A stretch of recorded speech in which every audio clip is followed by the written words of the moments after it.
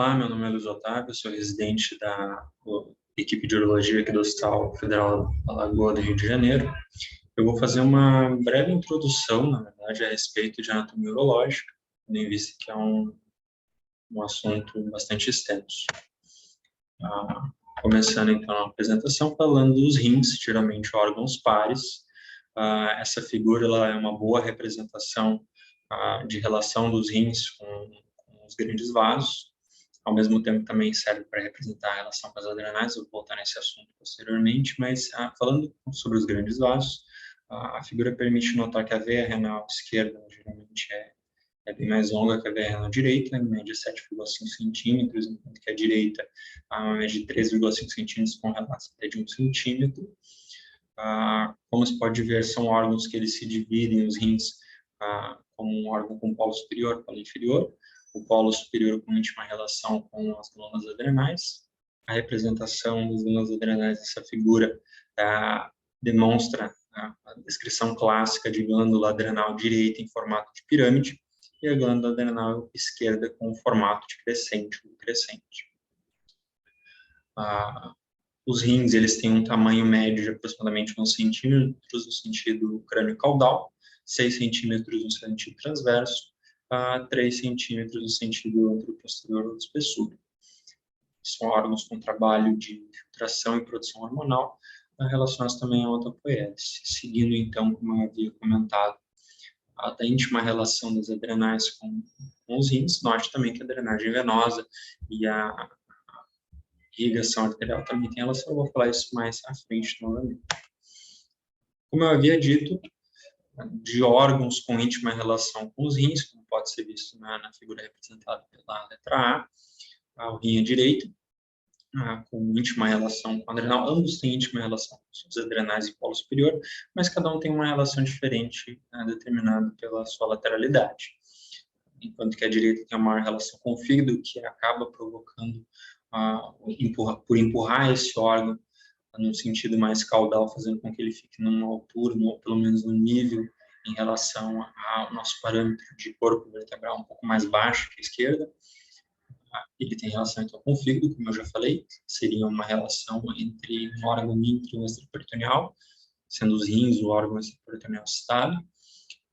O cólon, a flexura colônica direita tem uma relação como um órgão, uma porção, pelo menos, do órgão que também é extraperitoneal, a porção descendente do duodeno, da mesma forma como representado na figura esquerda, tem relação com o pâncreas extraperitoneal, flexura colônica esquerda e parte do cólon descendente.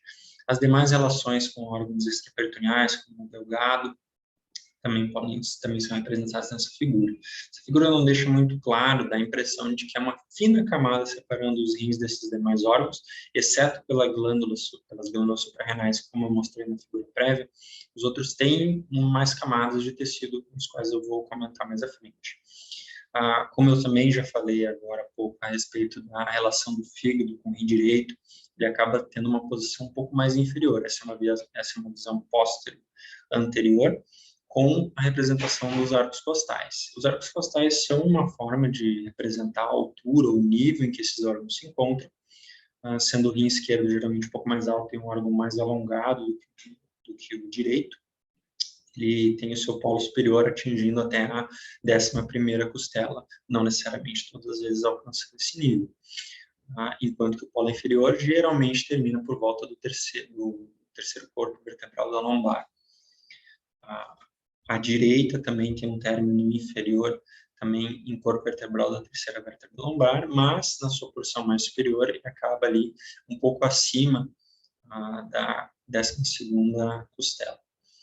Outra forma de definir a altura no qual os polos dos rins alcançam seriam T12 até L1 para o rim esquerda e L1 apenas para o rim direito.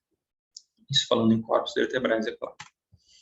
Como eu havia dito, e prosseguindo a relação dos rins com as adrenais realmente de íntimo contato, entretanto, com os outros órgãos, existe uma camada de tecido adiposo, que seria a gordura perirenal, e uma chamada de ou fáscia renal, que por alguns autores pode ser descrita como fáscia de Gerota, que seria geralmente a porção anterior, o próprio Grace, a 41ª edição, descreve toda ela em todas as suas porções como face de Geraldo. Mas, para não haver erro, existe uma discussão sobre face super candle, como sendo a posterior, mas fugindo dessa discussão, para não haver erro, o mais adequado seria chamar de face renal, com a lâmina anterior e uma lâmina posterior, descrevendo isso como um órgão que seria multilaminar.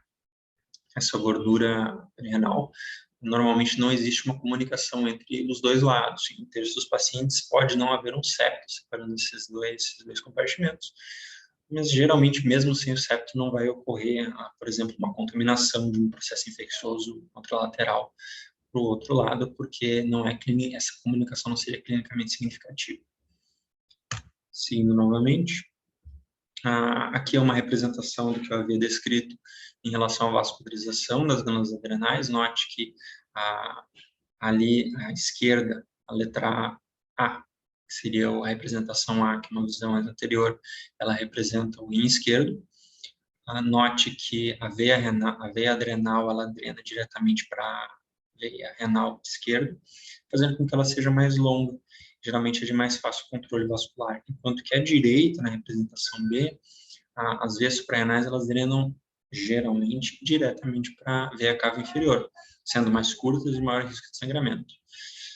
Eu não citei a questão de risco de sangramento inicialmente sobre as artérias adrenais, porque geralmente durante o processo de dissecção, seja por vídeo, seja aberto, esses vasos acabam sendo ligados ou coagulados com os materiais que nós temos disponíveis, sendo que o momento mais crítico de controle vascular seria o venoso desse órgão, que também permite essa figura, aproveitando ainda a representação de que a veia renal se torna anterior, a artéria renal é imediatamente posterior à veia renal, enquanto que a pelve renal seria o mais posterior dessas três estruturas. Aqui é uma representação retirada do Sobota, coloquei referenciado, mas demonstra as variações anatômicas que ocorrem na artéria renal. Essa representação é importante na hora de pensar no controle vascular, nos procedimentos que envolvem a intervenção cirúrgica desse órgão, que é necessário esse tipo de controle.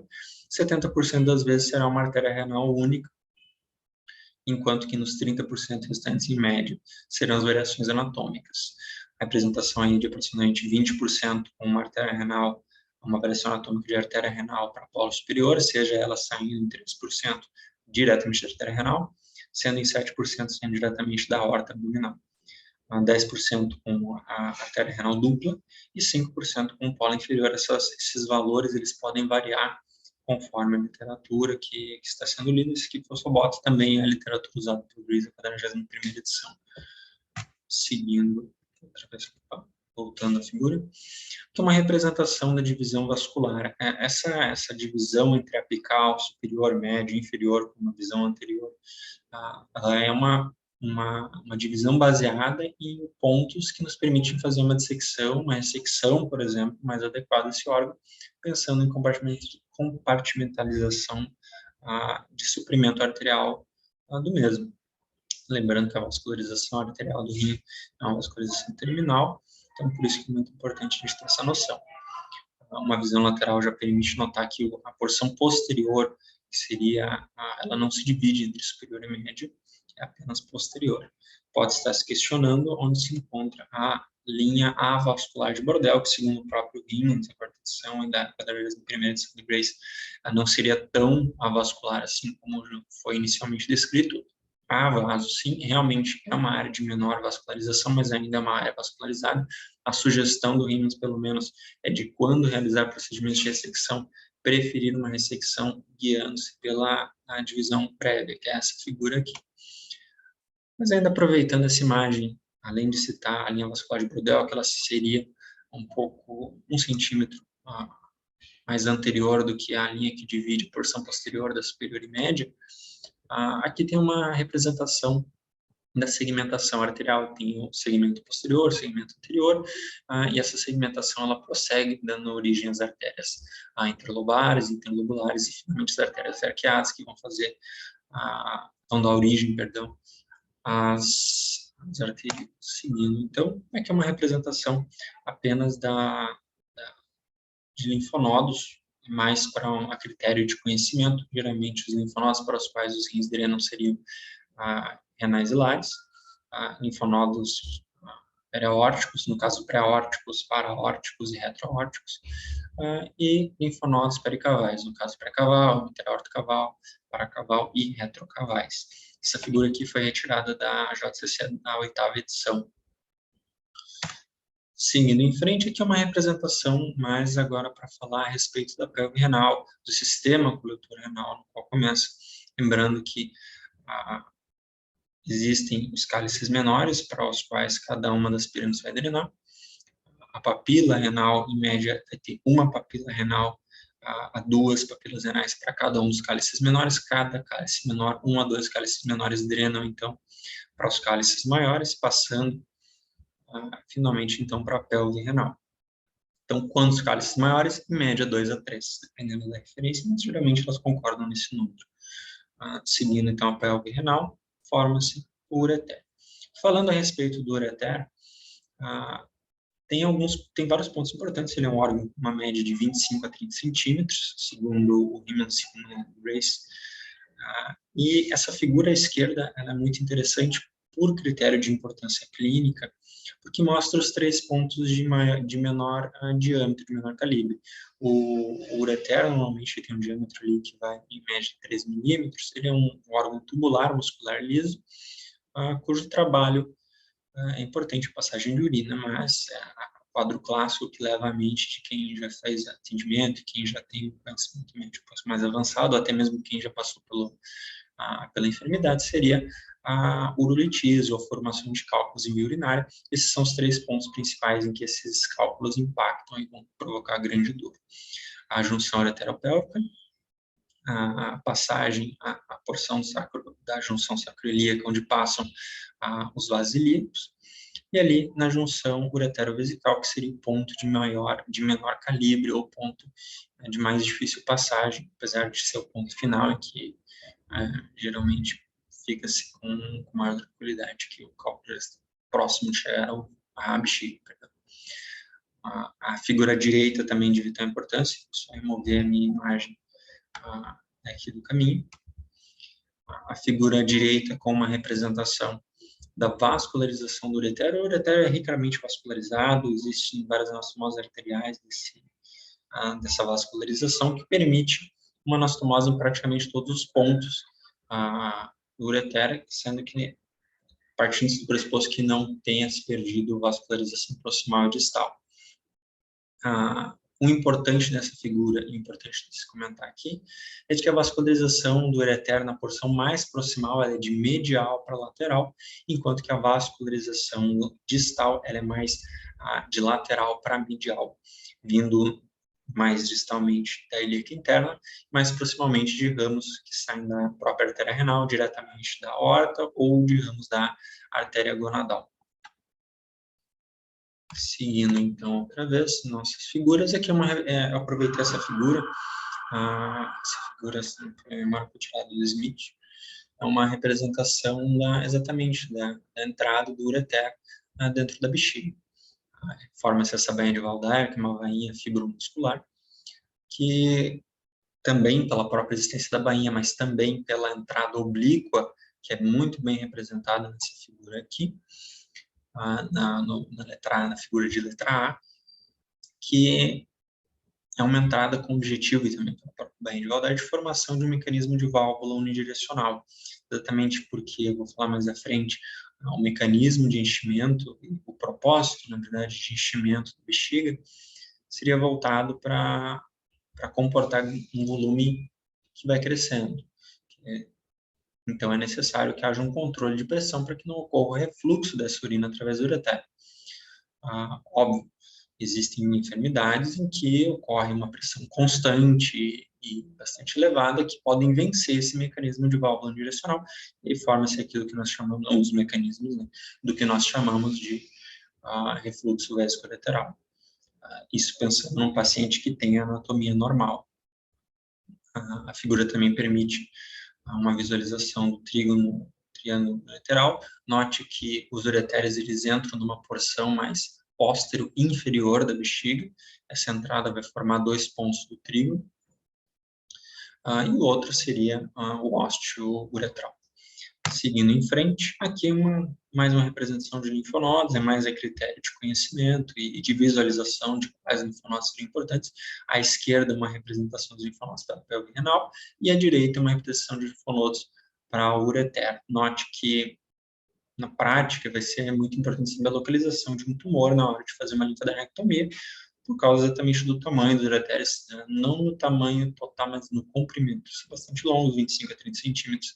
Não vai se fazer linfadenectomia de todas as cadeias linfonodais, por exemplo, de um tumor distal.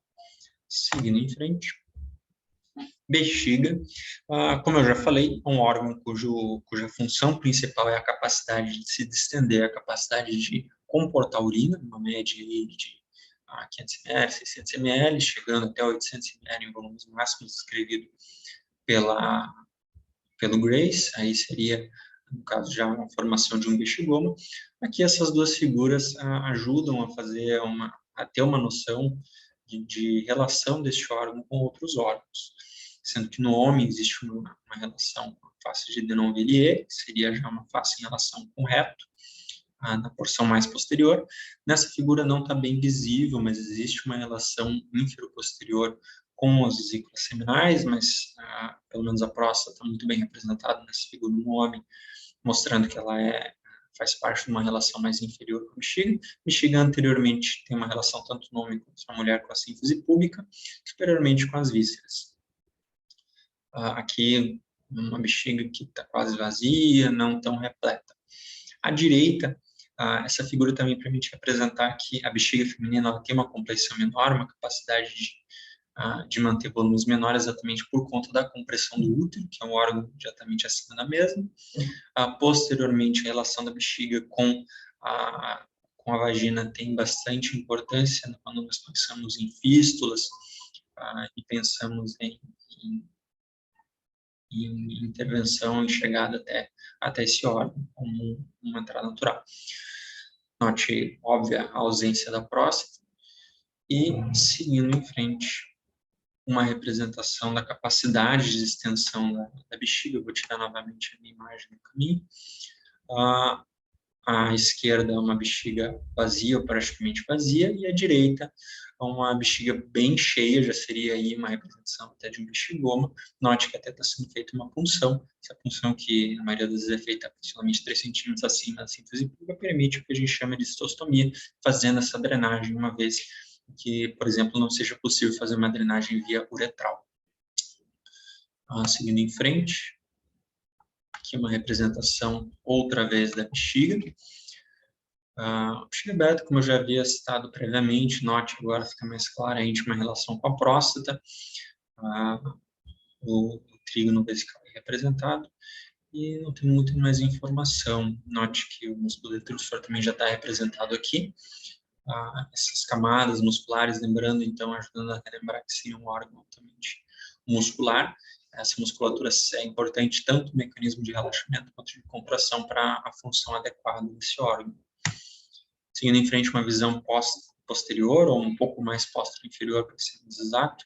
Aqui nessa figura fica mais clara a relação com a vesícula seminal, entrada dos ureteres, como eu já havia citado, a posterior inferior, e uma relação com os vasos deferentes, os ductos deferentes, perdão, que vem lá do epidídimo, que por sua vez vem do testículo, no qual eu vou comentar mais à frente. Como eu havia comentado em relação à uretra, a uretra masculina ela acaba sendo bem mais complexa que a uretra feminina, exatamente pela existência do pênis e pela presença da próstata. A uretra masculina, então, seria dividida em uretra prostática, aproximadamente 1 centímetro, a uretra prostática 3 a 4 centímetros, e a partir da uretra membranosa e uretra peniana, que terão aí de 18 a 20 centímetros, com variações de paciente para paciente, pessoa para pessoa, são variações anatomicamente esperadas. De importância aqui, de comentário em relação à uretra, seria a face navicular em porção mais distal. A presença da uretra prostática é de suma importância para nós, da urologia, para a equipe que faz essas avaliações, citando, então, aí nessa figura é possível ver o que a gente chama de vero montano, onde se encontram dutos ejaculatórios, o colículo seminal, que seria o próprio vero montano, que é um marco anatômico para nós, eu já vou falar mais à frente a respeito disso, mas só para citar, então, a importância do órgão. Aqui tem uma representação ao lado também de uma visualização via cistoscopia. Essa figura foi retirada do Grace, não foi a memória, mas é uma boa representação para se ter uma noção, até para ver a questão cistoscópica. Seguindo em frente, essa é uma figura retirada do RIMS, que é um livro de anatomia cirúrgico-neurológica, também com uma representação um pouco melhor. Note, essa figura talvez seja um pouco confusa, então eu vou ficar mais claro. A síntese púbica ali representada, ela é, lembrando então, que anatomicamente ela é anterior. Então esse paciente está em decúbito dorsal, esse é um córtex sagital, e a porção caudal do paciente se encontra à esquerda, a porção cranial se encontra à direita. Então, o paciente em decúbito dorsal, como eu já relatei. Novamente, citando as relações agora da próstata com os demais órgãos, como eu já disse, aqui não fica tão claro a relação da bexiga com a face de Deneuve, mas a relação com a próstata é muito maior e clinicamente é mais importante para nós também, pela realização do exame do toque, pela realização de biópsias prostáticas que são feitas por via transetal, exatamente pela íntima relação anatômica com o reto. Vesícula seminal que se encontra em porção póstero superior da próstata, no caso seria póstero inferior da bexiga, e essa figura permite essa visualização. Seguindo em frente, próstata dividida em zonas, essas zonas, essa é uma figura tirada do Grace, mas ele mesmo descreve que seria uma cópia do próprio Campbell, com as zonas de transição, a zona central, zona periférica e zona anterior fibromuscular, lembrando que a zona periférica seria o local onde mais surgem as lesões malignas, as neoplasias, os adenocarcinomas de forma geral, que seria a neoplasia mais comum. Seguindo em frente, isso aqui é importante ter essa noção, por exemplo, zona de transição, a zona central seria onde surgiria, por exemplo, a hipoplasia prostática benigna, fazendo a compressão da uretra. E aqui a zona periférica, com representação para neoplasia, como já citado. Como eu havia prometido, eu vou falar agora um pouco mais sobre o vero montano, o seminal, que e o triclo prostático, toda essa estrutura anatômica tem por objetivo ser o local onde é liberado a produção seminal feita pela próstata. Mas por que ele é importante como marco anatômico? Eu vou citar, por exemplo, a ressecção transuretral da próstata. A ressecção transuretral da próstata usa ele como um limite distal, é o limite no qual é feita a ressecção. Olha, essa figura fica bem clara, o esfíncter ureteral externo, ele fica logo abaixo. E também a própria ressecção de estruturas no vero montano para baixo vão provocar, muitas vezes, algum tipo de incontinência. Então, ele é um bom marco anatômico para se saber durante esses procedimentos. Seguindo em frente, então, sobre a vascularização prostática, essa é uma visão um pouquinho mais distanciada do órgão, aqui já ainda está representada a própria bexiga. Note que a vascularização vem em grande parte da ilíaca interna, e seu ramo da ilíaca interna, que seria a artéria próstato-vesical, que está logo mais abaixo nessa figura, que vai dar origem, então, à artéria vesical inferior, artéria seminal e artéria prostática, em ramos anterior e posterior, posterolateral e anterior, perdão. Aqui uma visão mais próxima agora da próstata, a uretra prostática é representada, mas aqui notem que eu vou retirar minha imagem do caminho, e novamente uma representação aqui da artéria próstato-vesical, dando origem à artéria vesical inferior e à artéria prostática, que seria a principal fonte de vascularização do órgão. Seguindo em frente, agora falando um pouco mais a respeito de...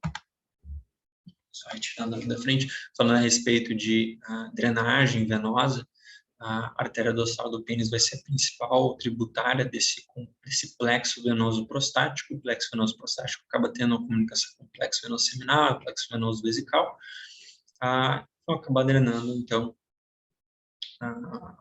para a vesical inferior, na maioria das vezes, e para a ilíaca interna. Seguindo em frente, aqui é uma representação de um corte transversal. Esse corte é bom para ter uma noção em que posição se encontra o feixe vascular nervoso. Aqui nessa figura, o feixe vascular nervoso aqui representado. É importante na hora da dissecção, é importante também na hora de fazer a adequada anestesia da próstata, durante, por exemplo, uma biópsia prostática, como um marcador para a gente fazer uma anestesia local para o procedimento seja no mínimo tolerável. Esse feixe neurovascular inclui artéria, inclui feixe nervoso e, com uma representação acima, o complexo venoso dorsal, o plexo prostático venoso, seria mais anterior à próstata, que aqui aparece como superior, mas isso aqui é anterior, na verdade. Tudo isso precisa ser ligado durante uma prostatectomia radical para evitar o sangramento. Por exemplo, a gente faz a ligadura tanto das artérias que estão em apresentação aqui nesse corte em 5 e 7 horas do órgão. Seguindo em frente, aqui é uma representação também de drenagem linfática, sem perder muito tempo aqui, sem investir muito tempo aqui, porque é mais para ter uma noção. Essa figura também tirada da JCC, também por questão de representação da drenagem, apenas para conhecimento geral. Aqui o testículo escroto, começando a falar a respeito do escroto, bolsa testicular, não bolsa escrotal, bolsa testicular. É um órgão ricamente muscular, apesar do que aparenta, é um órgão que teoricamente não teria a camada adiposa importante, é um órgão cujo trabalho principal seria a proteção dos testículos e controle de temperatura, principalmente. É um órgão com fâneros, como dá para se ver na representação da própria imagem. Fazendo contração, então, estímulos táteis e estímulos de temperatura. Geralmente, temperaturas mais frias vão fazer uma contração, temperaturas mais quentes vão levar ao relaxamento da musculatura do escroto. Seguindo em frente. Essa figura também ela permite a visualização da túnica vaginal. Essa figura aqui faz uma diferenciação em porção visceral, porção parietal. Não tem a representação aqui muito boa da albugínea, mas tem uma figura mais à frente, lembrando da importância da túnica albugínea por ser uma cobertura fibrosa, que é usada também como marco anatômico para definição de intervenção nesse órgão, no caso, por exemplo, de um trauma, se há ou não lesão de túnica albugínea. A figura permite representar também o epidídimo, a relação do epidídimo, existe a cabeça do epidídimo, o corpo epididimal, até tem uma representação aqui na figura B de um ducto epididimal aberrante, a cauda epidídmica, como eu havia falado vários slides atrás, para quem lembra, e isso vai levar à formação do ducto deferente, que é exatamente aquele tecido que vai passar posteriormente para a bexiga, aquela figura que eu mostrei mais em alguns slides atrás. Em relação à vascularização, que seria de suma importância, tem uma representação aqui à direita do plexo papiniforme. Esse plexo papiniforme, para a drenagem, é de grande importância, porque ajuda a fazer o controle também de temperatura do órgão. Essas veias acabam drenando para as veias gonadais. Para quem lembra do primeiro slide, as veias gonadais estavam lá representadas, lembrando que a veia gonadal esquerda acaba drenando diretamente para a maioria das anatomias dos pacientes para a veia renal esquerda, enquanto que a direita drena diretamente para a veia cava inferior. Em relação à vascularização arterial, podemos citar, então, a artéria testicular, que é responsável por, em média, 2/3 da irrigação arterial do testículo. A artéria cremastérica é responsável por aproximadamente 1/3. E a artéria vasal, a artéria ducto deferente, que é responsável pela vascularização do epidídimo, deferente, não que não ocorram anastomoses vasculares aqui, mas como principal responsável pela vascularização destes órgãos.